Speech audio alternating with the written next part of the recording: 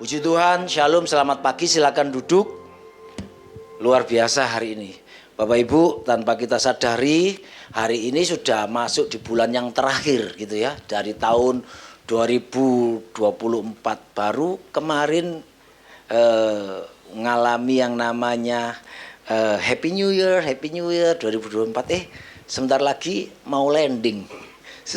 Sudah habis 2024. Dan itu tandanya yang pasti dan tidak bisa terhindar dari kita adalah saudara dan saya itu makin tua, itu yang terjadi. Sehingga kalau makin tua jangan terlalu banyak gaya. Ya, karena makin banyak gaya kita tidak akan pernah bisa ngelawan yang namanya umur dan usia.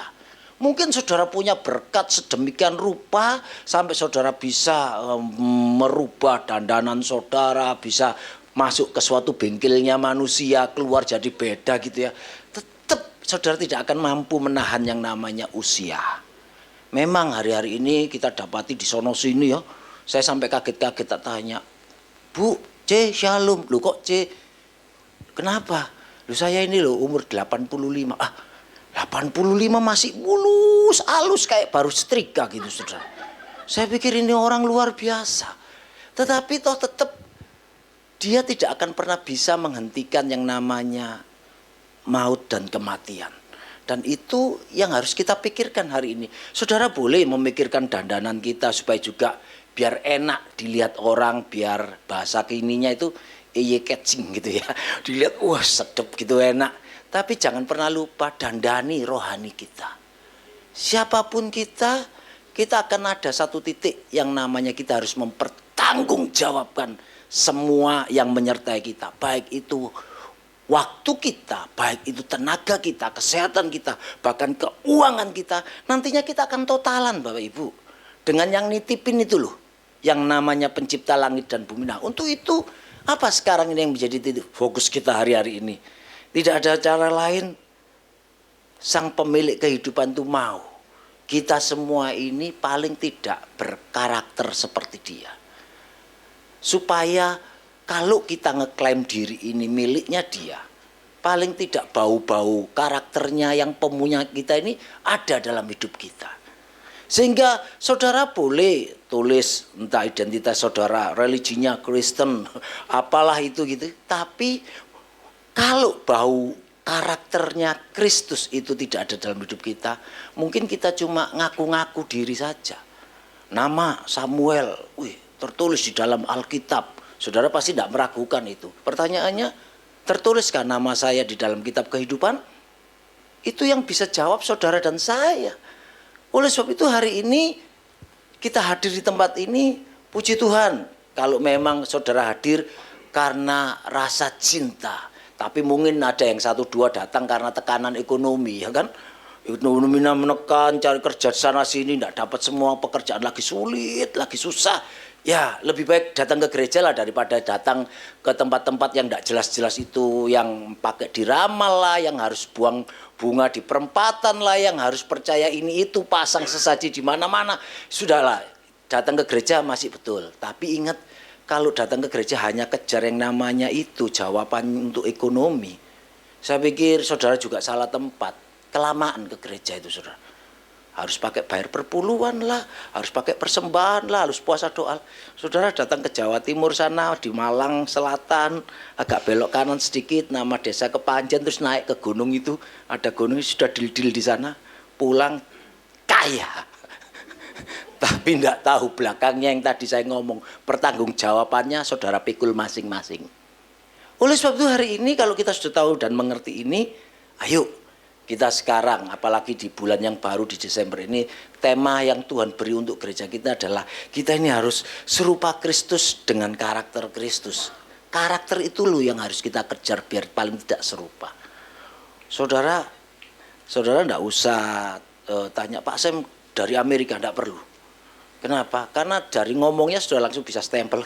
Jadi orang Indo, Indonesia apalagi di daerah Jawa ini ngomongnya medok. Kenapa saudara tahu itu? Tongkrongan saya, cara ngomong saya, karakter saya, itu semua membuktikan iki arek Surabaya iki. Kan begitu saudara. Sehingga tanpa diomong pun orang tahu. Bagaimana dengan kita yang ngomongnya orang Kristen tapi bau surga aja ndak ada.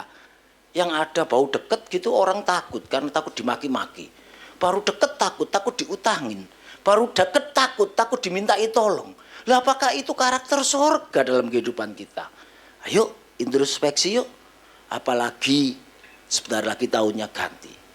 Jangan-jangan Natal ini merupakan Natal yang terakhir buat kita. Karena kita tidak tahu apa mampu kita menyeberang tahun ini. Karena semua kita ini tidak akan pernah tahu sampai di berapa umur dan batasan kontrak kita di atas muka bumi ini loh. Tapi yang pasti kita semua harus mempertanggungjawabkan semua yang kita lakukan hari ini. Nah untuk itu keserupaan dengan Kristus, dengan karakter Kristus itulah yang wajib harus kita kejar. Nah sebelum sampai di sana saya ada sedikit ice breaking ini. Saudara kan tahu bahwa kita punya ritual kan? Tiap hari Minggu kalau khotbah itu mau ngomong ini mega project kan gitu. Saya dealnya begini Bapak Ibu. Karena tadi nyanyinya WL-nya tuh loh, ngajak nyanyinya kenceng banget. Sampai saya khawatir stamina saudara terkuras di pujian. Lalu sampai di firman terjadilah yang namanya rest in peace. Saudara tidur dalam damai, tubuh saudara di sini, pikiran dan hati tidak tahu melayang-layang kemana. Oleh sebab itu setiap kali saya mau pakai ini itu supaya tubuh jiwa roh kita ini seutuhnya ada di tempat itu. Sehingga saya ngomong dengan orang itu ngomong dengan orang yang utuh. Bukan orang yang cuma tinggal badannya sementara pikiran dan hatinya.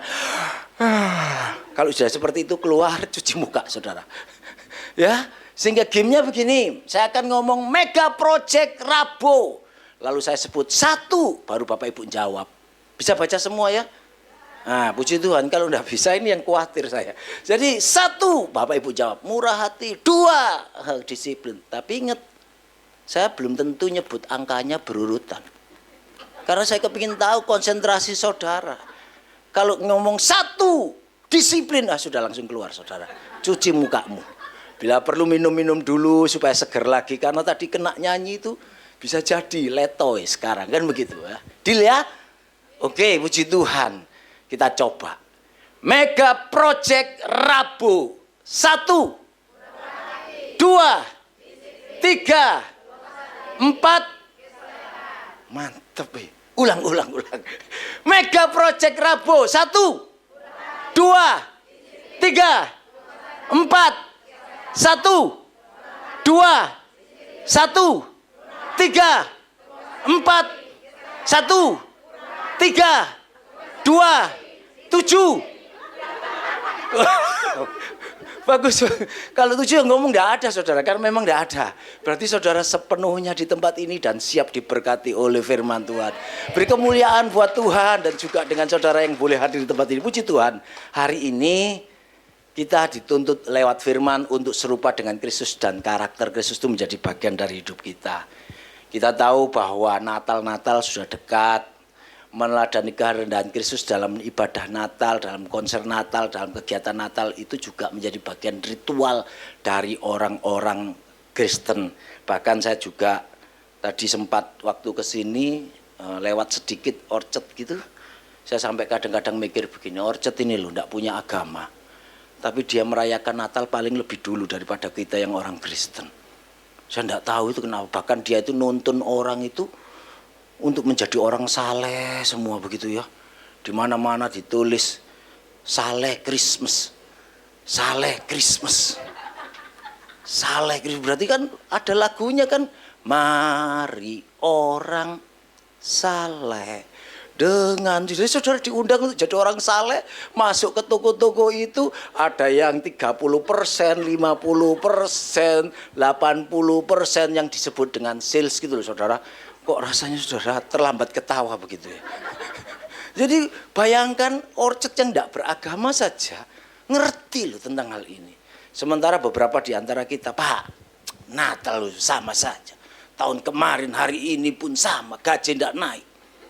Sehingga ketika kalau kita ukuran merayakannya dan sukacitanya hanya karena diukur seperti itu, ingat. Teladani Kristus. Karena Natal mengingatkan kita akan kerendahan hati Kristus. Siapa itu Kristus? penguasa langit bumi, pencipta segalanya, pemilik alam semesta. Itu loh rela dengan kesadaran penuh mengosongkan dirinya menjadi manusia. Coba bayangkan, dari yang tidak terbatas mau membataskan dirinya untuk turun hanya demi saudara dan saya. Bukankah itu bentuk kerendahan hati? Beberapa di antara kita mungkin, Pak, saya ini sekolah pintar-pintar, kerja keras-keras, supaya saya memperoleh sesuatu itu, Pak, agar, mulai agarnya itu. Orang tidak pandang sebelah mata saya, Pak. Orang tidak meremehkan saya, Pak. Orang tidak lagi mengukur siapa kamu. Karena saya sudah capek, Pak, menjadi orang miskin. Coba bayangkan, saudara. Padahal kalau kita ngomong Kristen, kita yang mengerti Kristus, siapa Kristus itu? Dia tidak peduli predikatnya, dia diberi label, stempel oleh orang-orang yang di sekitarnya yang tidak terima dia ini anak haram lah, ini anak setan lah, ini Baal Zebul, ini temannya Baal Zebul, dia pakai setan dan sebagainya. Dia tidak peduli dengan itu. Yang pasti karena cintanya dia itu rela mengosongkan dirinya. Hari ini pertanyaannya yang sama buat kita semua. Kenapa sekolah pinter-pinter? Kenapa saudara kerja keras-keras? Jangan-jangan saudara mau predikatmu yang diangkat orang berdasarkan prestasimu.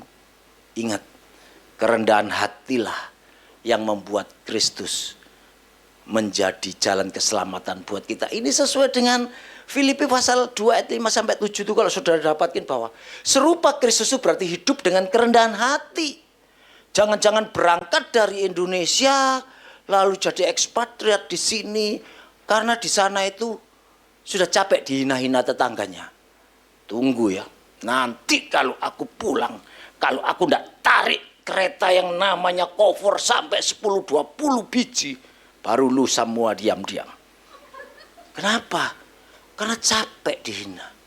Sementara Kristus mengajar kepada kita, rendahkan hatimu supaya kita ini bisa menyatu dengan orang-orang di sekitar kita. Hari ini orang yang rendah hati itu pasti disukai oleh orang-orangnya. Siapapun kita, tidak peduli dia agama apapun, tapi kalau orang itu humble gitu ya, rendah hati, low profile gitu ya, profilnya ya sederhana, orang pasti senang, saudara. Sementara begitu saudara lihat, wow, baru turun dari karpet, tidak mau turun dia. Kenapa? Karena karpetnya tidak warna merah. Panggil ajudannya, ganti. Begitu diganti warna merah baru turun. Dia pikir dengan cara begitu orang respect pada dia. Orang senang, belum tentu. Karena terlalu banyak orang kaya. Tetapi kalau sombong, jangankan manusia, sorga lu tidak suka. Apalagi sesama kita. Hari ini ayo introspeksi yuk dalam kehidupan kita. Apa yang menjadi dasar kita dalam kehidupan ini? Apa yang kita kejar dan ingin kita capai dalam kehidupan ini? Bersyukurlah kalau saudara sampai hari ini di tempat ini dan akhirnya sukses, berhasil begitu. Ingat, keberhasilan dan kesuksesan itu kita pakai untuk menolong sesama kita. Kita pakai untuk menjangkau teman-teman kita. Kita pakai juga untuk membantu banyak-banyak orang di belakang kita yang mungkin hari ini Natal mereka belum bisa punya baju baru, belum bisa punya sepatu baru, belum bisa punya sesuatu yang dia perlukan untuk kebutuhan sehari-hari. Kerendahan hati harus kita ambil. Karena sesungguhnya kalau saudara kaya lalu orang respect kepada saudara, itu sesungguhnya saudara ini dibohongi oleh orang yang respect itu. Kenapa? Ternyata dia hormat ke saudara itu bukan karena saudaranya, tetapi karena harta yang menempel pada hidupmu. Apalagi kalau saudara punya pangkat, kedudukan, jabatan, orang sampai tunduk-tunduk, sampai hormat-hormat, tunggu aja, lu pensiun selesai. Tidak ada orang mau tunduk-tunduk. Artinya apa? Ternyata orang respect dan hormat pada kita terhadap jabatan kita, bukan kepada kita sendiri. Lu kena tipu.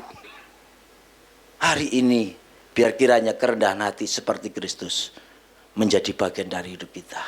Sehingga Natal artinya bukan sekedar kita merayakan, oh ada bayi kecil, raja yang baru lahir, yang akan jadi penebus manusia, lalu kita euforia, sukacita dan lain sebagainya, sementara kita tidak peduli dengan sesama kita. Bukan. Natal adalah bagaimana kita mensikapi kerendahan hati Kristus, dan itu yang harus menjadi teladan buat kita semua. Saya pikir semua orang ini bisa kok rendah hati, tapi yang banyak itu tidak mau rendah hati. Begitu, ini contoh di sana saudara, di sini tidak ada, di sana sini gitu maksudnya. Jadi contoh, ada acara Natal, loh yang ngadakan itu pemerintah gitu saudara. Begitu pemerintah yang ngadakan, beberapa pendeta itu mau hadir dengan bawa labelnya, pendeta dari gereja A, sebelahnya mana B, satu C, lihat gini, A sudah ada, B ada, aku tak tambah lagi, A kuadrat, biar dia tahu bahwa aku di atasnya, A triple, A berapa, dia kepingin, tujuannya apa? Supaya nanti kalau duduk paling depan, supaya orang tahu bahwa saya ini pendeta besar. Saudara, sesungguhnya ukuran besar itu mereka pakai untuk apanya? Ternyata mereka pakai besarnya itu, kenapa kamu sebut dirimu besar? Jemaatku banyak. Kenapa kamu sebut dirimu besar? Yang satunya lagi, gerejaku besar, nampung banyak. Beberapa yang lain ditanya lagi, kenapa kamu sebut dirimu besar? Badanku besar pak, 130. Sehingga artinya mereka rebutan. Begitu disiapkan cuma 8 begini saudara, ternyata yang ngaku besar 80. Yang terjadi adalah panitianya kelabakan. Ini ditaruh di sini, yang sana itu wajahnya langsung hilang damai. Nanti kalau yang di depan itu diganti, yang ke belakang di depan kan, yang di depan diganti juga tidak damai. Bayangkan, mau merayakan Natal dengan pemerintahan daerah yang diadakan, tetapi pendetanya gegeran, berantem. Mereka cekcok hanya untuk rebutan kursi di depan. Padahal di sini lihatin, kursi di depan kosong semua kan. Luar biasa saudara, tidak mau berebut atau memang takut duduk di depan. Sehingga artinya, ayo rendah hati. Bukankah firman mengajarkan kalau kita datang ke suatu kumpulan, ke suatu tempat yang banyak orang, duduk di depan? Enggak, Tuhan ngomong duduklah di belakang. Sampai nanti biar tuan rumah yang punya hajat, yang ngerti kita, mengangkat kita dan didudukkan di depan. Itu penghormatan yang luar biasa. Daripada kita ngaku-ngaku duduk-duduk di depan, ternyata Pak minta maaf, ini sudah dikapling oleh yang sana Pak, Bapak kalah pangkat. Malu kita. Hari ini terjadi juga di mana-mana tempat. Dan biar kiranya ini menginspirasi kita. Jangan kita lagi mencari posisi kepopuleran. Ingat, Tuhan sudah mau merendahkan hatinya dan menjadi manusia. Kenapa kita yang coba manusia saja mau mengangkat-ngangkat diri menjadi Tuhan? Buktinya, kalau saudara dipanggil nama, saudara nggak enak muka. Tapi kalau saudara dipanggil Tuan, Bos, ketawa. Berarti kan saudara menselevelkan dengan Tuhan kan? Tuan kan sama, Lord, Master gitu ya. Saudara mau dituhankan, padahal belum tentu cicilanmu jalan. Ya kan? Utangmu banyak, orang ya enggak tahu. Tapi orang disuruh nunduk-nunduk pada kita. Nah, harus rendah hati. Berikutnya juga dikatakan bahwa menghidupi kasih dengan tidak ada syarat. Natal adalah bukti kasih Allah yang besar, yang mengaruniakan anaknya yang tunggal bagi dunia. Sehingga artinya serupa dengan Kristus. Berarti kita harus mencerminkan kasih yang sudah kita terima itu kepada orang-orang di sekitar kita. Di luar sana banyak orang yang butuh dan perlu kasih. Sementara kita yang sudah mengalami kasih Allah itu, sudahkah kita mencerminkan kasih yang kita terima ini dengan seperti Allah yang kasihkan kepada kita, yaitu kasih tidak bersyarat. Karena seringkali kasih kita hanya kita tujukan kepada itu syarat. Lu dari mana? Soe sebelah mana? Dan sudah sama-sama kota Soe-nya masih itu tanya lagi. Itu kampung Jawa, kampung Jawa beta di kilo 5 lah. Jadi akhirnya enggak sama, enggak mau ngasihi, padahal sama-sama diimpor dari NTT loh. Begitu sampai di sini hanya beda kecamatan enggak mau mengasihi. Hari ini berapa banyak kadang kasih kita tujukan kepada orang-orang yang dalam tanda kutip mungkin orang itu menyenangkan saya. Mungkin orang itu sejurus dengan saya, mungkin orang itu sedaerah dengan saya, mungkin orang itu mau dengar suara saya, mungkin orang itu sering tolong saya, lalu kita mengasihi. Itu tandanya kasih kita bersyarat. Sementara kalau kita lihat Allah, hujan itu diturunkan untuk petani-petani, untuk peladang-peladang, baik itu petani yang baik ataupun petani yang baik, dia turunkan. Hujan yang sama juga diturunkan di kota ini, baik itu untuk orang jahat maupun untuk orang baik. Hujan itu juga diturunkan baik buat orang yang rajin bekerja, sampai ngomong, waduh Tuhan kok hujan, aku mau bekerja. Tetapi juga buat orang pemalas, hujan, puji Tuhan, lanjut tidur. Bayangkan, kasih Tuhan tak bersyarat. Matahari juga disinarkan buat semuanya, baik orang-orang yang lagi butuh vitamin D kan, cari dari matahari, atau juga ada sekarang ini yang namanya sakit alergi matahari. Memang kayak lucu gitu, tapi ya memang kenyataannya ada. Begitu terpapar sedikit, kulitnya merah-merah, gatal-gatal, sampai harus dia ini kayak Dracula begitu, takut ketemu matahari. Tetapi tetap mataharinya disampaikan. Artinya kasih Allah itu universal, tidak bersyarat. Dan hari ini kita yang sudah terima kasih itu, sekali lagi bukan karena kita pinter, bukan karena kita hebat, bukan karena kolektornya terlalu banyak, atau bukan karena nyanyimu terlalu merdu, atau bukan karena kita ini orang-orang yang layak dikasih. Enggak. Sesungguhnya kalau diukur pakai itu, kita semua enggak layak ini, saudara. Tetapi karena ada kasih yang tanpa syarat itu yang di-sharekan ke kita, tinggal kita mau percaya atau tidak, itu aja. Nanti ketika ada penghakiman terakhir, saya punya kesimpulannya begini, mungkin saudara boleh renungkan lagi dalam-dalam. Orang akan dihakimi dan akhirnya masuk neraka.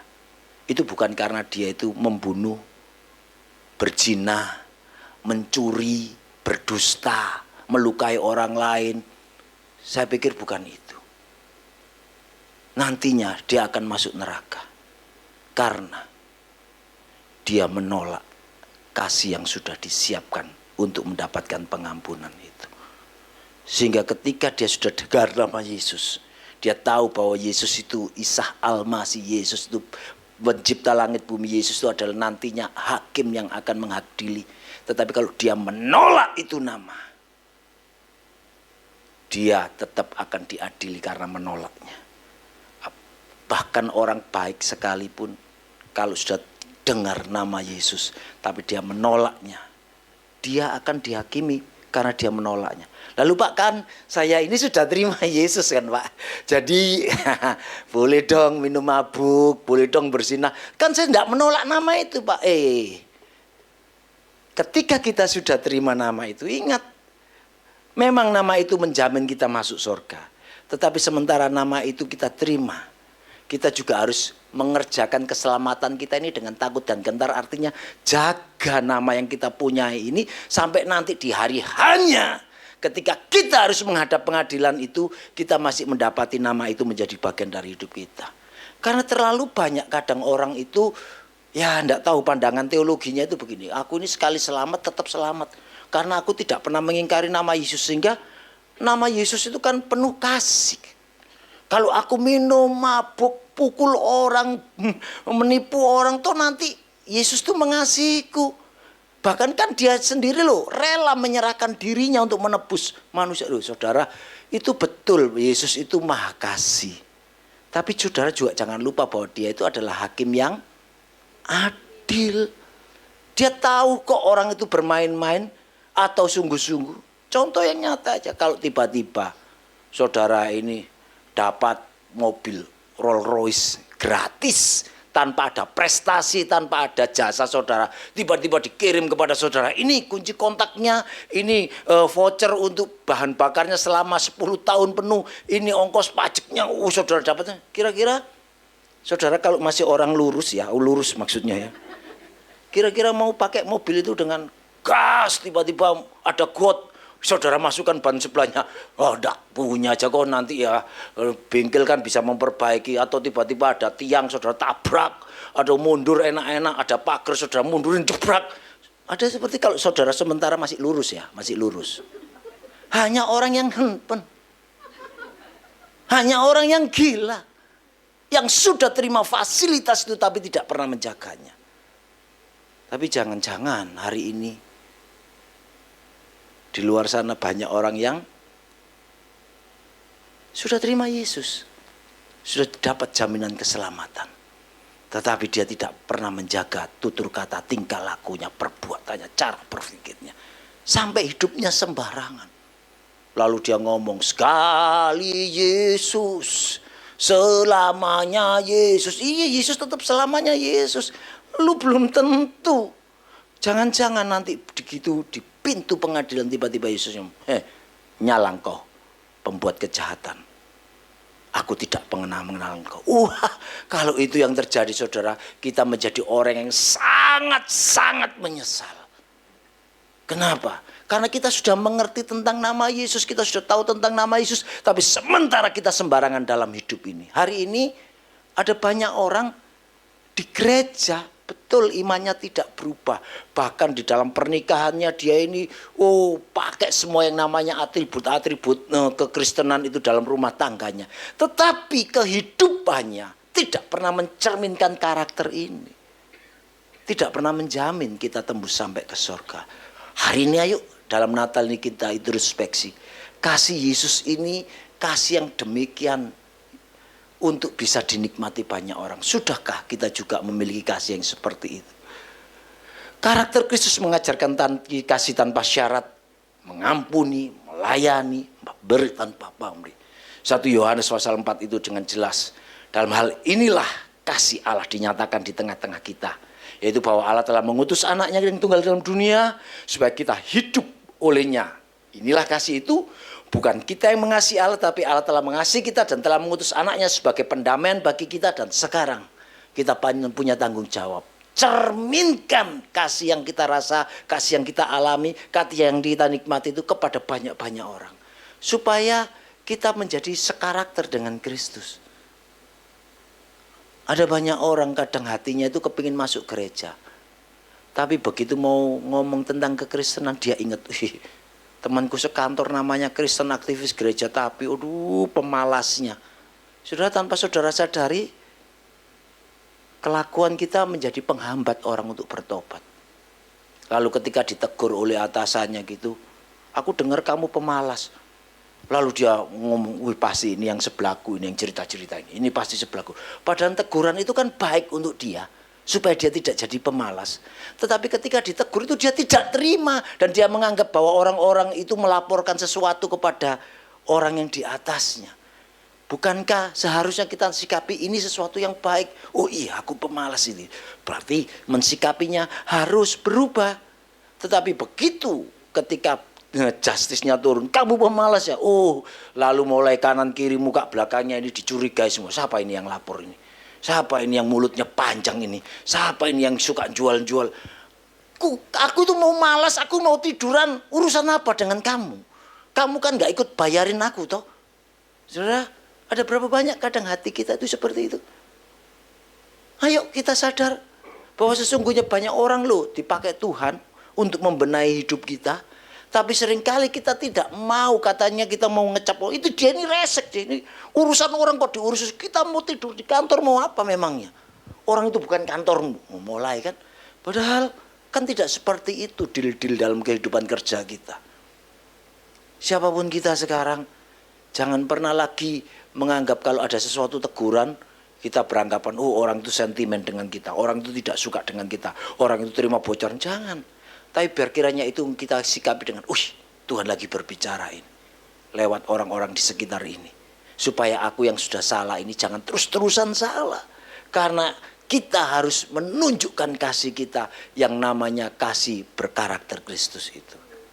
Hari ini siapapun juga mungkin ketika kita bekerja, kalau bosnya lagi nunggu, mungkin saudara kerjanya kalah itu yang namanya mesin diesel. Nggak ada capeknya terus, asal solarnya masih ada terus begitu. Begitu, Mbak, besok aku mau keluar negeri 3 tahun.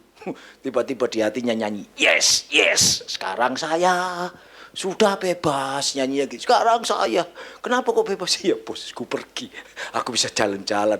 Rumah nanti tak sapu seminggu sekali. Hah? Begitu bosnya ngerti. Kenapa kamu kok enggak nyapu tiap hari? Mulai cari kambing hitam. Siapa ini yang lapor? Siapa ini yang cerita-cerita padahal dia lupa. Di rumah itu kan ada CCTV. Coba salahkan itu CCTV, lempar aja. Pasti lu dipecat. Artinya ada banyak hal kadang kita ini tidak bisa mencerminkan kasih Kristus. Tapi lewat firman yang kita dengar hari ini, sebelum Natal kita masuki dan kita rayakan.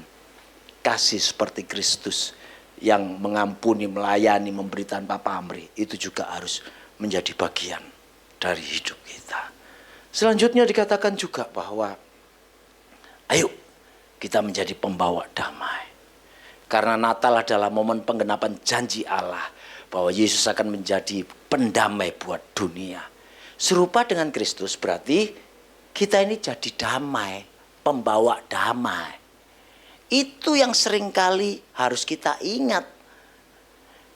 Nyanyinya Yesus lahir di dalam dunia ini, lalu namanya penasehat ajaib, Allah yang perkasa, Bapa yang kekal, Raja Damai.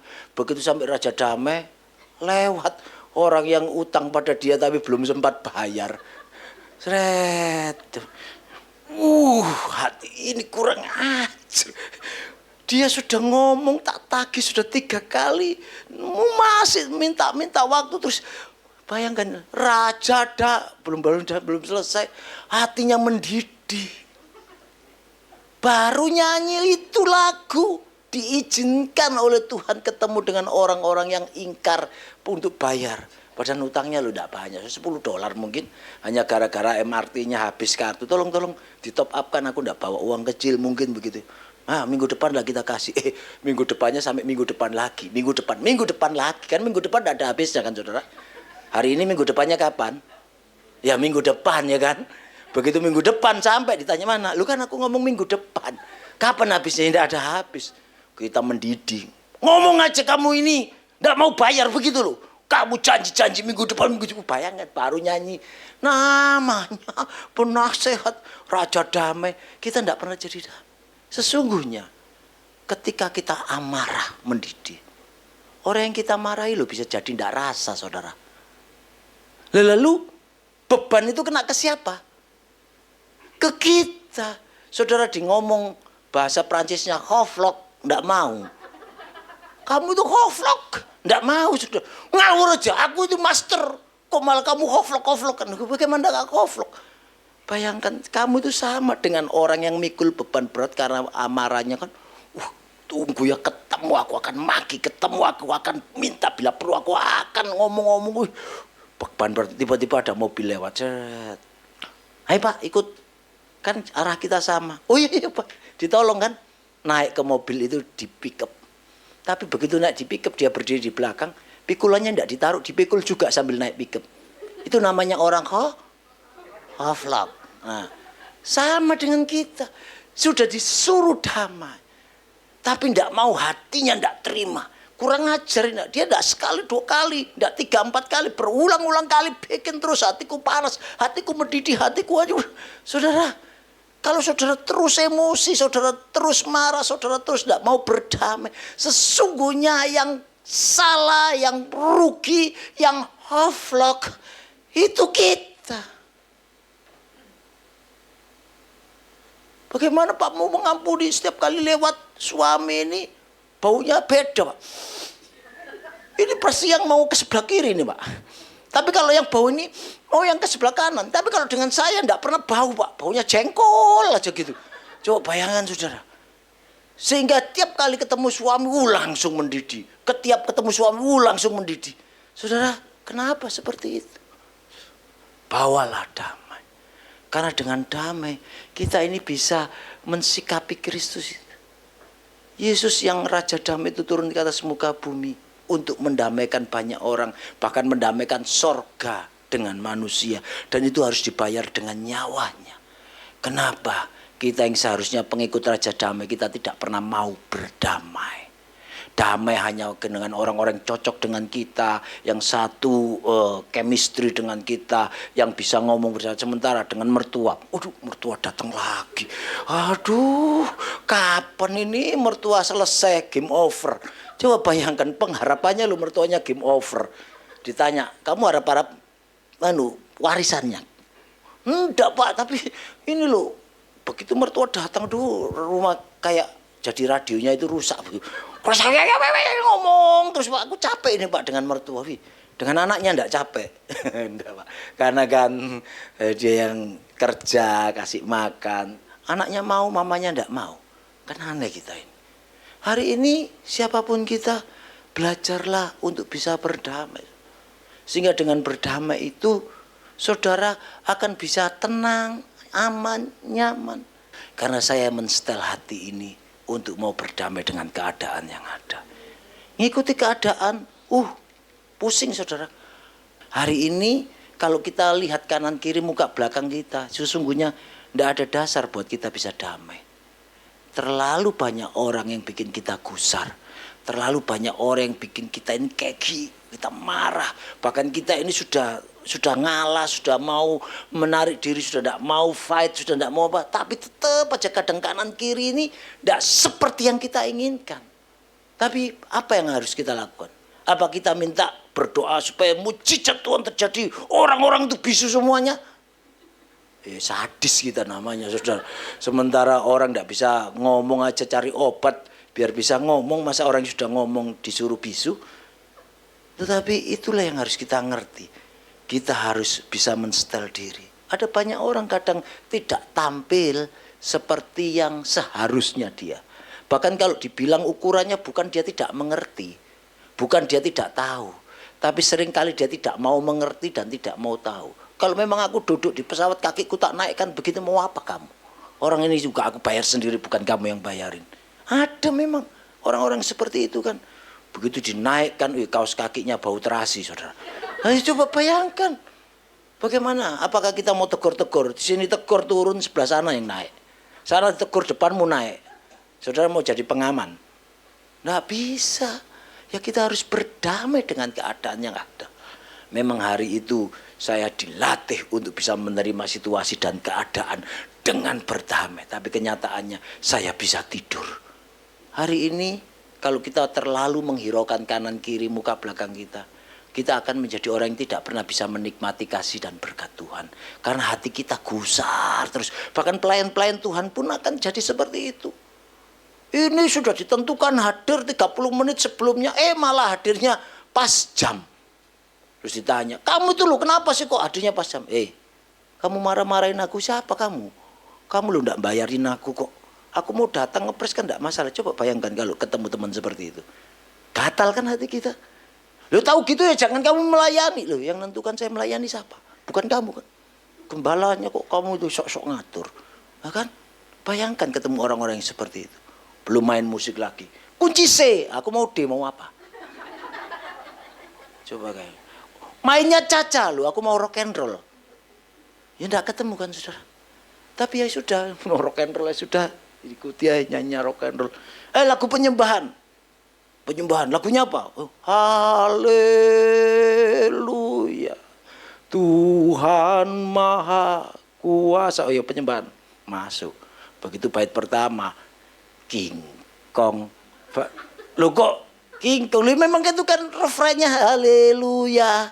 Tuhan Maha Kuasa. Itu kan awalnya King Kong, badannya besar. Coba bayangkan. Dari tadi tak suruh ngomong penyembahan. Loh tadinya menyembah tapi kan cuma refrannya. Depannya ada King Kong. Kamu King Kongnya. Berantem. Sesama musik. Tapi kadang ya sudah. Style. Kadang Tuhan malah izinkan kita ini dipertemukan dengan orang-orang yang memang tidak selevel dengan kita loh. Bayangkan kalau kita seperti itu. Kita protes sama Tuhan. Tuhan ampun. Kau punya jodoh seperti ini. Tahu begitu aku mau tuker tambah. Tuhan. Di Chinatown kalau ada. Saudara mau seperti itu. Tidak bisa. Berdamai dengan keadaan. Karena memang kita harus menjadi pembawa damai. Sehingga dari hal ini makna karakter Kristus mengajarkan kita untuk berdamai dengan Allah dan membawa damai juga buat orang di sekitar kita. Lukas pasal 2 ayat 14 menyatakan bahwa itu orang kemuliaan bagi Allah di tempat yang maha tinggi, damai sejahtera di bumi di antara manusia yang berkenan kepadanya. Matius 5 ayat 9, berbahagialah orang yang membawa damai, karena mereka akan disebut anak Allah. Siapa kita menjadi pendamai? Maukah kita juga berdamai? Karena sesungguhnya ketika kita menjadi pendamai dan kita mau berdamai, yang diuntungkan itu adalah kita sendiri, bukan orang lain, bukan orang yang tidak suka dengan kita, bukan orang yang tidak senang dengan kita, tapi kita sendiri, sehingga akhirnya beban itu bisa terlepas buat kita. Hari ini ada pendamaian yang sudah dibuat Tuhan buat kita. Tuhan mau kita juga bisa menikmati damai sejahtera, dan biar kiranya Natal ini benar-benar menjadi pendamaian buat kita, dan kita mau berdamai dengan sesamanya. Tundukkan kepala, kita akan berdoa.